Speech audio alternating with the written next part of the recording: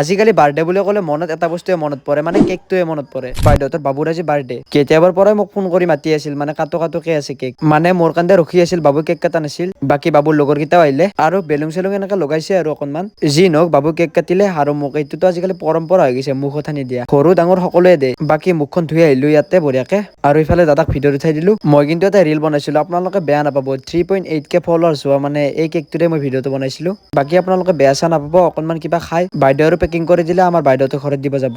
আমাৰ ইয়াতে আৰু ৰাস অনুষ্ঠিত হৈছে, আপোনালোকেতো গমেই পাইছে। আৰু অকনমান পিছত আহি আছো, প্ৰথমতে বাইদেউহঁতৰ ঘৰত আহিলো, মানে বাইদেউই মোক কিবা দিয়াৰ কথা আছিল, তো এইফালে ললো। বাইদেউহঁতৰ ঘৰত অকনমান সময় বহিব দিলে বাইদেউই, তাৰে পিছত মোক অকনমান কিবা বনাই দিলে, মানে কণীৰে কিবা বনাই দিছে। তাৰে পিছত ঘৰত কাপোৰযোৰ চেঞ্জ কৰি আহি বিভু ছাৰ আৰু মই আমাক এঠাইত নিমন্ত্ৰণ দিছিল, তো জুবিন দাৰ শ্ৰদ্ধাঞ্জলি জনোৱাৰ কাৰণে ইয়াতে ভণ্টিহঁতে আমাৰ লগত ফটো উঠিলে। এটা ভিডিঅ' বনাইছো বাৰু, আপোনালোকক ভালকে দেখুৱাই দিম। এতিয়া আমাৰ ৰামদিয়াৰ ৰাস মহোৎসৱত আহিছো, লগৰ কেইটাক লগ পালো, অকনমান ঘূৰা ফুৰা কৰো, আপোনালোকক নেক্সট ভিডিঅ'ত দেখুৱাই আছো।